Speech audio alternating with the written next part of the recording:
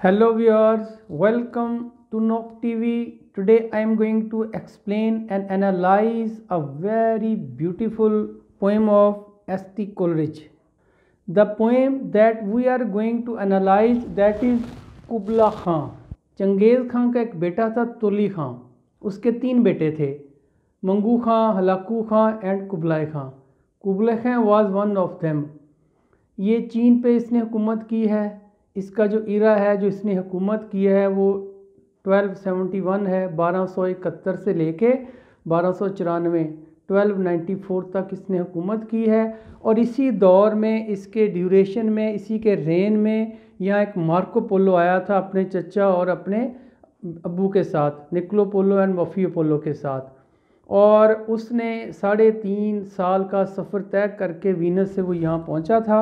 फिर उसने यहाँ के हालात देखे। उसने देखा किस तरह शेर जो थे वो बादशाह के आगे झुकते थे, किस तरह जो है वो जो पीकॉक थे वो वहाँ डांस करते थे, और उसकी जो शहाना ज़िंदगी थी वो देखी। और जाके उसने इसको कलम बंद किया और वो 17 साल इन इलाकों में रहा मार्को पोलो। फिर वो गया, फिर उसकी जंग लगी दूसरे कंट्री के साथ, वीनस की, and he was arrested. Jail में बैठ के उसने ये सफ़रनामा लिखा था। जो राइटर था S.T. कोलेरिज, वो जो सफ़रनामा पढ़ रहा था, हालात पढ़ रहा था लोगों के, तो जो चीज़ दिल में हो सोते वक्त वही उसकी ख्वाबों में आती है। और उस वक्त जो हालात थे कि जो पीपल थे, जो लोग थे, वो भी बादशाह की ज़बान बोलते थे। तो no one allowed to speak clearly, no one allowed to speak openly against the government at that time. तो ऐसी इसका हाल हुआ। इसने भी एक ख्वाब में फिर वो देखा, जो सफ़रनामा पढ़ रहा था बादशाहों के हालात कि कैसे वो ज़िंदगी गुजारते थे, कैसे वो शाना लाइफ थी उनकी। उसी को पढ़ते पढ़ते इसकी आंख लगी। इसने ख्वाब में एक महल देखा कि बादशाह ने इसको कहा है कि महल बना दो मेरे लिए बड़ा अच्छा, उसमें ये हो, वो सारा कुछ यहाँ आएगा। और फिर उसने जब ख्वाब से उठा तो उसने वो लिखना शुरू किया अपनी पोएम। तो he was interrupted by an visitor. एक दोस्त मिलने आ गया। इसकी वजह से इसका जो तसलसल था, इसकी जो अटेंशन थी वो डाइवर्ट हो गई और वो आगे लिख नहीं सका। तो जो उसने लिखा है वो आपके सामने है। कुबलाई खां के ऊपर ये सारी की सारी पोइम बेस करती है। और ये let us move toward the poem. What is in the poem है क्या? तो वो कह रहा है कि ये सारा कुछ इमेजिनरी है। बात याद रखें, nothing exist in the world. इस वक्त दुनिया में ना उस वक्त था, ये उस वक्त था लेकिन ये नहीं था। बादशाहों की शाहाना ज़िंदगी थी, लग्जूरियस लाइफ थी, गेटी लाइफ थी, लेकिन यहाँ ये बात सिर्फ़ और सिर्फ इमेजिनरी है, सिर्फ और सिर्फ ड्रीम की हद तक है। तो अब हम बात कर रहे हैं ज़ानोडो एक जगह है जो इमेजिनरी है। इसका मतलब होता है प्लेयर्ड, बहुत ही अच्छी, बहुत ही आला किस्म की। इन जनाडो में डिड कुबला खां, डिड जब लगता है तो ये वर्ब की फर्स्ट फॉर्म लेता है अपने साथ, और ये पास्ट इंडेफिनिट के लिए आता है। जनाडो में कुबला खां ने स्टेटली प्लेयर डूम, स्टेटली कहते हैं ब्यूटीफुल, स्टेटली कहते हैं स्प्लेंडेड, स्प्लेटली कहते हैं मैग्नीफाइड, तो बड़ा ही खूबसूरत। प्लेयर डूम कहते हैं शाही महल को, शाही महल जो बादशाह जहाँ रहता है, प्लेयर डूम। तो बादशाह ने कहा मेरा एक शाही महल बना दो आप। डूम डिक्री होता है टू ऑर्डर, हुक्म देना, ऑर्डर देना। क्योंकि ये फर्स्ट फॉर्म लगी है, मैंने कहा था जब डिड आएगा तो फर्स्ट फॉर्म लगेगी, पास्ट इंडेफिनिट टेंस है। तो ख्वाब में क्या किया बादशाह ने, उसको हुक्म दिया पोइट को कि मेरे लिए एक शाही महल बना दो। क्लियर? वेयर, अब बादशाह ने अब ये सारा ख्वाब में नक्शा आ रहा है उसके दिल में। Where Alph the sacred river ran, जहाँ एक सेक्रेड रिवर जो है ना, मुकद्दस दरिया एल्फ बहता हो। यानी वो जो मेरे लिए महल बनाओगे उसमें एक दरिया बहता हो जिसका नाम एल्फ हो, और वो दरिया मुकद्दस हो। देखें एल्फ जो है ना, राइटर ने जो नाम लिया ये भी इमेजिनरी नाम है एक, लेकिन ये नाम इमेजिनरी है लेकिन इसके पीछे भी एक कहानी है। क्योंकि एल्फ देखें अलफ से लिखा है, अलफ से अल्लाह बनता है, और ए से भी लिखें तो ए से भी अल्लाह ही बनता है। तो ये यहाँ मुकद्दस इसलिए कहा गया है कि ये दो जो है ना ऐसे रिवर की तरफ इशारा है जिसमें जो थोड़े से मुकद्दस हों, जिसमें थोड़ी सी वर्शिप की जाती हो। चूँकि लोग दरियाओं के देवताओं की भी पूजा करते थे एट दैट टाइम। तो तो ये इशारा कर रहा है कि ऐसे दरिया, देखिए आम तौर पे जो दरिया है ना वो शुमाल से जनूब की तरफ बहते हैं, लेकिन ये दरिया जो है जनूब से शुमाल की तरफ बहता है। और इसी तरह कुछ और भी हैं, गंगा भी है, तो इसी के बारे में इसको फिर मुक़द्दस कहा जाता है। एक वजह और है इसकी मुक़द्दस कहने की कि आपको पता है इस्लाम से पहले ये जो दरिया नील था, दरिया नील की बात कर रहा हूँ ना मैं, दरिया नील था, ये सबसे लंबा दरिया है, longest river in the world. 11 ममालिक को टच करता हुआ ये मिस्र में जाके ख़त्म हो जाता है, मेडिटेरियन सी में जा गिरता है ये। और ये जहाँ से जो जनरेट होता है, द सोर्स है जहाँ का, वो भी आगे आएगा।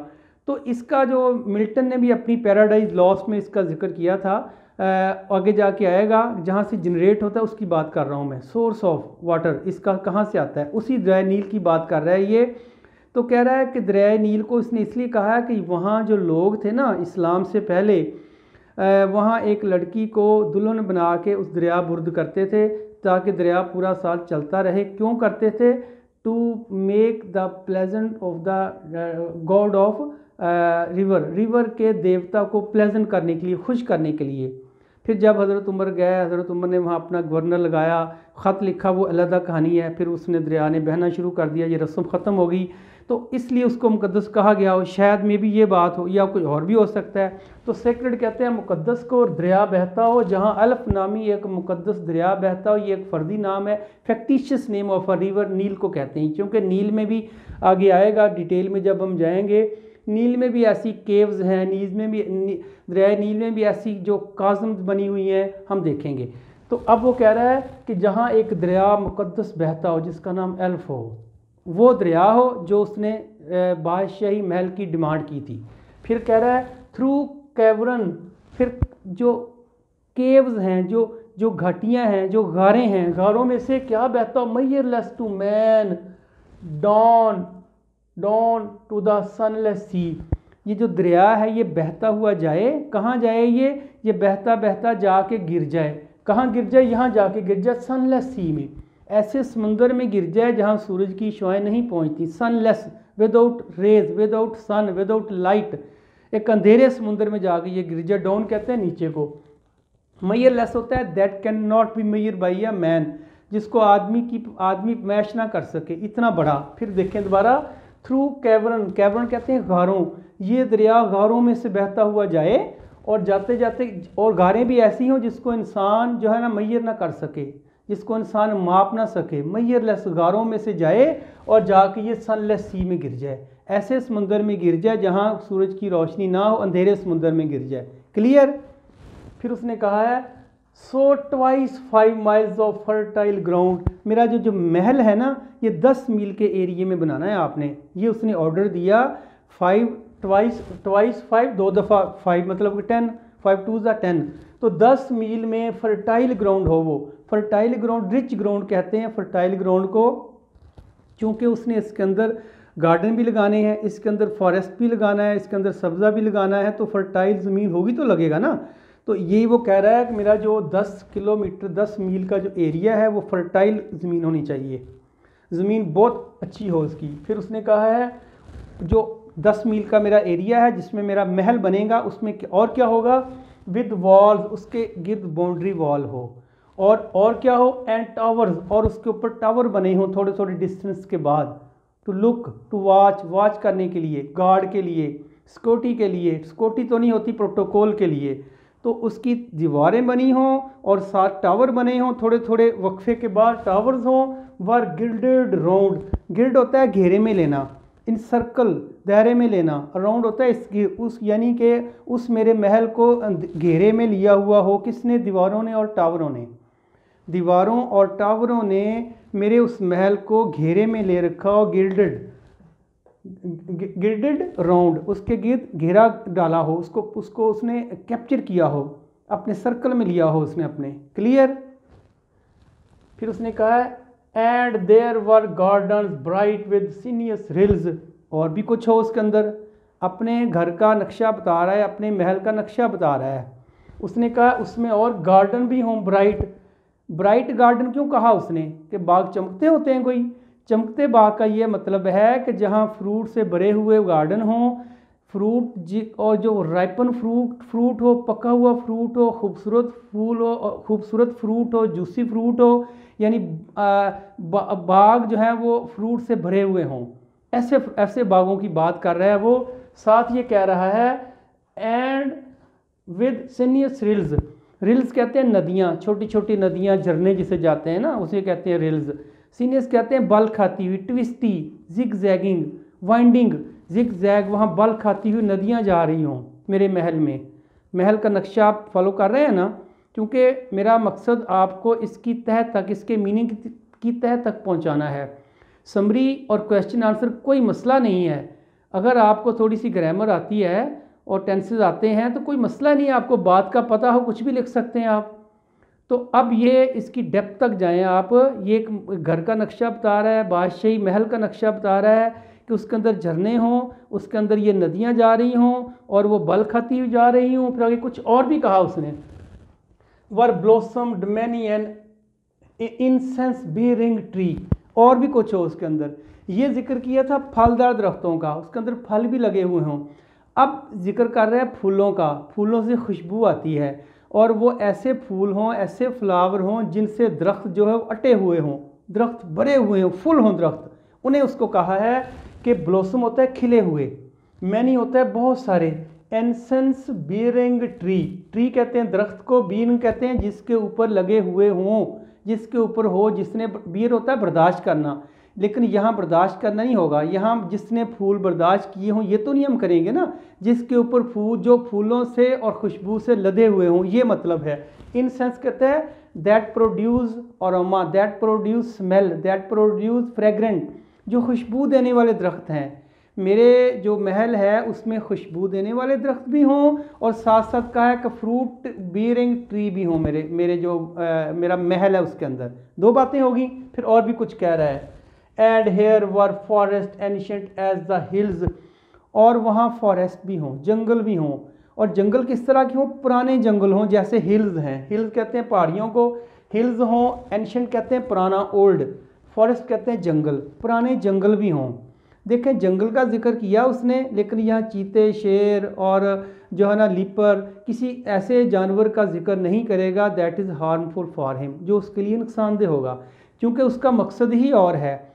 अब यहाँ दो ही बातें आएंगी, ब्यूटी का जिक्र आएगा और साथ साथ उसमें एक मैजिकल टच दिया है उसने इस पोइम को, वो भी आगे आएगा कि उसने एक इसको पुरस्कार किस्म का बना दिया, मिस्टीरियस किस्म की पोइम बना दी है। अब देखें उसने कहा है उसके अंदर पहाड़ियाँ हों, पुरानी पहाड़ियाँ हों और जिस तरह के जंगल हैं, और आगे कुछ और भी कहा है, in folding Sunny spots of greenery, greenery ज़ाहिर है अगर फॉरेस्ट होंगे तो ग्रीनरी भी होगी। ग्रीनरी जो होती है आपको ये पता है कि जंगल में ग्रीनरी इतनी डेंस होती है, इतनी वो थिक होती है कि नीचे रोशनी नहीं आती। उसने कहा है कि मेरे जो रोशनी के पॉइंट हैं, जहाँ जहाँ रोशनी आती है ना, यहाँ उसने कहा है सनी स्पॉट्स ऑफ ग्रीनरी, ऐसी ग्रीनरी जिसके ऊपर लाइट पड़ रही है, ऐसी ग्रीनरी जिसके ऊपर सूरज की रोशनी पड़ रही है। कह रहा है उस उनकी बात कर रहा है, तीन बातें होगी, उन ग्रीनरी की बात कर रहा है, फॉरेस्ट की बात कर रहा है और हिल्स की बात कर रहा है। कह रहा है इस सारे को ना, इस सारे को इसने घिरा हुआ हो, इन फोल्डिंग होता है घेरे में लेना, इन फोल्डिंग का और यहाँ गिल्डेड का एक ही मतलब है, दोनों का एक ही मतलब है। यानी मेरे जंगल में जो जंगल है, जो पहाड़ियाँ हैं, उसको सूरज की रोशनी के जो स्पॉट्स हैं जहाँ सूरज की रोशनी चमकती है, ऐसी ग्रीनरी ने मेरे जंगल को घिरा हुआ हो। क्लियर, इन फोल्डिंग मैंने कहा ना, इन सर्कल्ड, घेरे में लेना, उसको गिर्ड भी होता है, गिर्ड वही है, घेरे में लेना, दोनों का एक ही मतलब है। बट ओ, यहाँ उसने इंटरजेक्शन यूज़ कर दिया, लेकिन वो ये इंटरजेक्शन होता है सडन एक्सप्रेशन के लिए, उसने यूज़ कर दिया। उसने कहा है oh that deep romantic chasm which slanted, chasm कहते हैं गहरी खाई को, डिच को, that is very deep ditch को, केव कह लें आप, केव होती है बंद, जो एक क्लोज्ड होती है, काज़म कहते हैं ओपन को, जो रास्ता जा रहा है, गहरी खाई जा रही है, दैट्स इट कॉल्ड काज़म।